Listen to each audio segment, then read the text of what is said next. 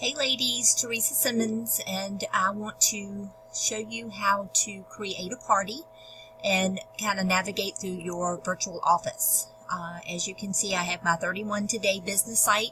You have to go through here to get to your virtual office, and if you click on that little icon, that will take you into the working part of your business. This is where we create parties, where we can look at orders, order history. When you start recruiting, you can look at your reports and get your downline, your contacts. This is all of your contacts that you have put in.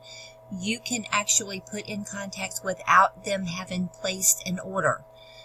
When they do place an order, you can put their email address in, and if you have their email address but they haven't placed one but you want to add them to your back office, 31 sends emails for us on our behalf, and this is where you would put your contacts if you haven't already placed them in because of an order.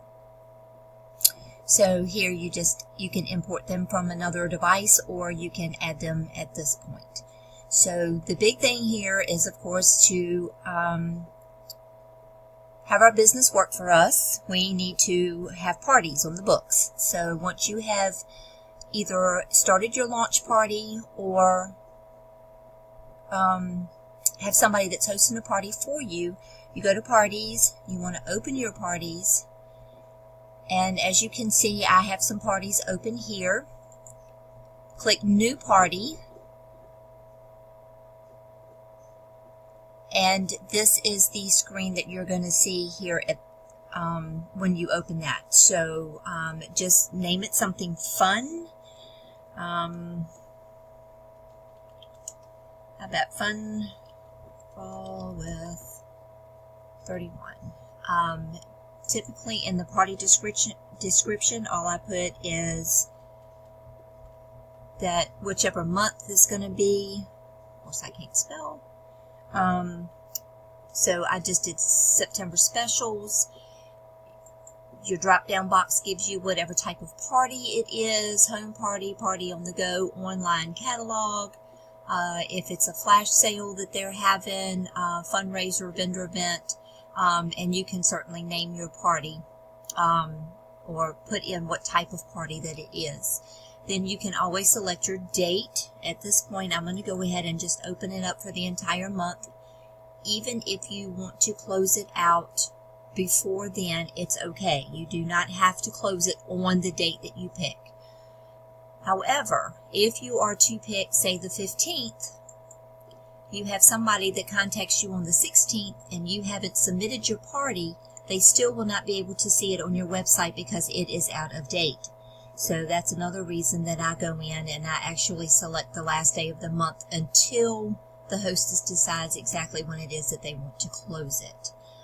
And then, of course, here you can choose the time that your party. If it's a home party, then you can choose whatever time is good for you and the hostess, or the ones that you have picked. Then, for sake of convenience, I'll just put in my name here as the host. And as you can see, I have a lot of different people that are named Teresa. But when I click on that, it will automatically populate here my address, my email, my phone number for this particular party. So you do want to put in your host name, email, and phone number, and their address. And then, of course, I'm going to have to move my screen down just a little bit so that you can see. But there is a Save Continue button here, so once you have done that, you can just save and continue. It's going to take you to the actual party page here. This is your About information. You can go in and change this at any time. And here is your party link. You can right-click on your party link. You can save your party link address. And then once you do that, you can either email it or you can text it or message it into Facebook Messenger to anybody that you want, or you can actually send it to the hostess, and then she can forward it into her friends so that they can use the party link to go right into their party and shop. So you do want to save and update at this point, and However, if you want this shipped to the hostess, and if you're the hostess, then you can leave this section here. If, as the consultant, you prefer to get the party so that you can go through the bags and bag them up for all your friends and customers and the hostess, then you can always have it shipped to the consultant. So you change that there. And if you want it to show up on your website so that they can go and shop, then you have to make sure that that little box is clicked. But because I changed it and made it to the consultant, then I'm going to have to save it, update it again. It's just going to let you know that your tax rate may be different. So we're going to continue that, and then it will give you a little green check mark when you do that. From here you can, you have to wait just a minute for my internet to load. You can choose any one of these templates that you want. These actually will be invitations. You can preview in your invitation once you have picked one. You can enter the party details here, and what this is going to do here is it's going to show up in the party invitation. You can save those, and then you can, if the hostess has given you a guest list, or if this is your party and you know your guest list, then you can click on the guest list, and this little wheel goes round and round and round. Here you can create it. You can add your guest. You can import your guest from your contact list if you want to. And once you have all this in here, then you can hit the send button. And what that's going to do is at this point, it's going to send it to all of the people that you put in your guest list. So here you can send your invitation. Under your party, you will have your orders.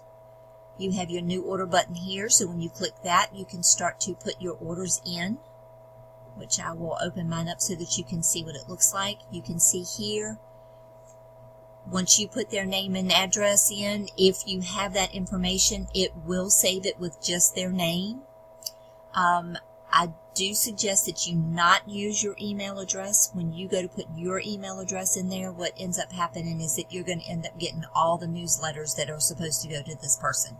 So if at all possible, find out what the email is and then be able to do that. Then once you have gotten their information in, you can see it's under a party order.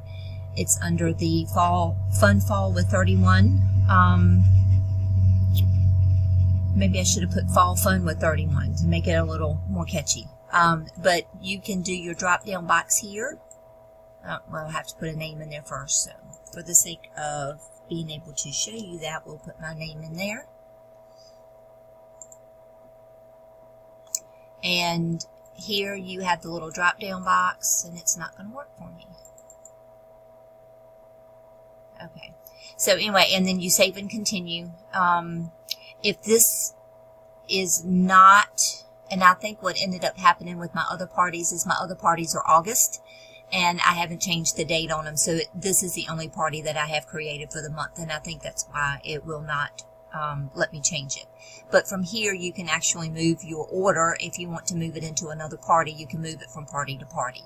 So once you get the orders in, if somebody orders under the wrong party, it's not an issue.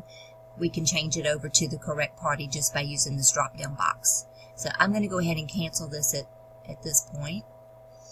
And once you have all your orders in, you can click on your hostess.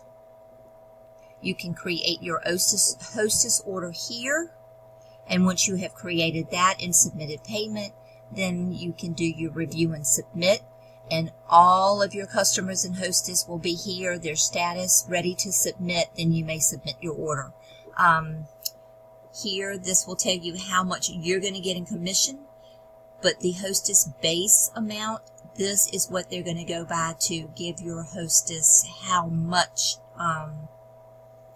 in the way of free credit they're going to get, and how many hostess exclusive and half price items. So that is how you create a party in your back office, and I will show you another video and let you know how to do some other things with your back office as well. Bye.